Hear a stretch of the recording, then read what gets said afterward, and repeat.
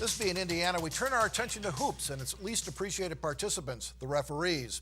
Well, according to one veteran sports chronicler, Indiana basketball referees had a golden age, and it isn't necessarily today.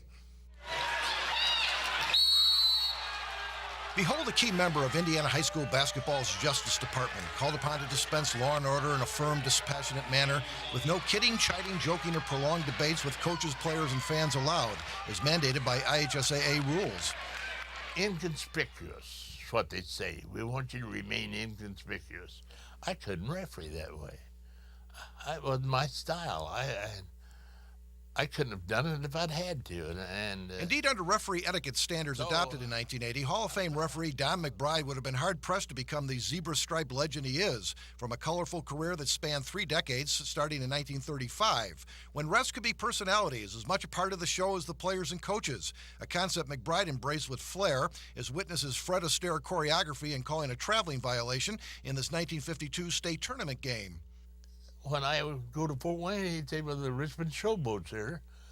Well, I didn't care. They can call me anything, as long as there's checks there after the game and I work them a good ball game. That's the thing. Don was a showboater. The more he could get the crowd into a game, the happier it was. And that is why retired Richmond sports writer Max Knight has made fellow Richmondite Don McBride the star attraction of his briskly selling book, Somebody Stole the Pee Out of My Whistle, The Golden Age of Hoosier Basketball Referees. Knight taps 21 former referees for their treasured war stories and dealing with demanding coaches and fans stuffed in all-too-cozy gyms, still looking for the first legitimate call ever made against their team, but in an atmosphere that fostered a camaraderie that is not encouraged today. One thing that I so greatly enjoyed back in that era was after a game, the coaches, the referees, fans would all end up at sports writers, even at somebody's home, and maybe sit till 1, 2 o'clock in the night talking about basketball and just having a good time together. You can't do that today. You're not allowed to. 201, referees cite an intense love of the game as the prime reason for entering a profession where their intelligence, eyesight, integrity, and legitimacy at birth are openly questioned by fans who demand immediate perfection and continuous improvement after that. And no doubt the big bucks involved are a motive, especially in the golden age. Starting at $7.50 or $10 for 2 games. But a buck was a buck back then. And when I first married my wife, we had an ice box. And through refereeing, I was able to buy a refrigerator. Not to mention sending their 2 daughters through college.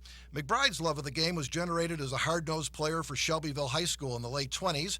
Bill May as a second-generation referee, his father Wilbur a much-respected official from the 30s through the 50s.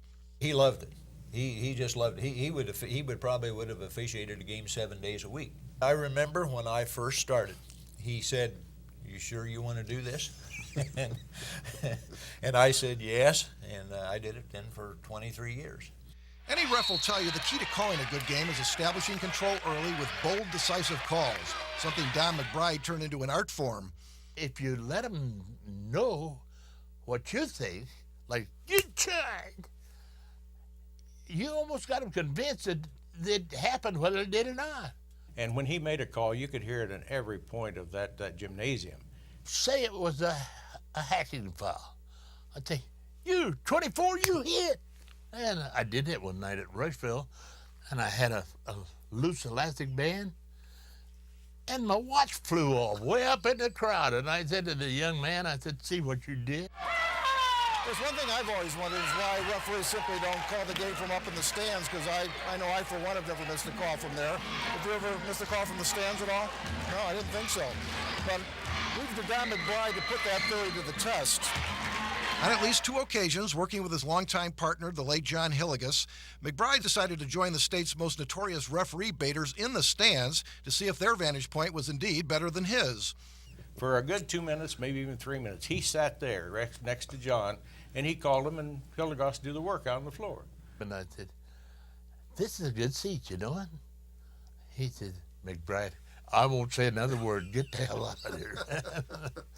Such was McBride's fame that some schools, to bolster ticket sales, actually put ads in the paper announcing Don would be reffing Friday night's game. And in just his mid-30s, he officiated back-to-back state tournament finals in 1951 and 52, the maximum allowed back then to referees. For McBride's flamboyance never undercut his total command of the basics of great officiating. Know the rules. be physically fit and had the guts to enforce them and the common sense to win. Max Knight's book is full of wonderful stories about snake pit gyms and hot-headed coaches who are responsible for hiring referees for their home games and thus the boycotting of certain referees from their gym, as McBride endured after he called a decisive technical on a Shelbyville coach. And we were scratched on his schedule, and that's my old hometown. It's embarrassing not to be allowed back in your own hometown.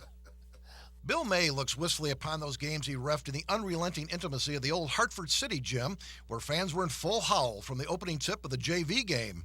When I drive past there today, going north on Indiana 3, I roll down the window and I sometimes think I can still hear the boos coming out of that gymnasium. And the gymnasium and school building have been torn down for probably 20 years.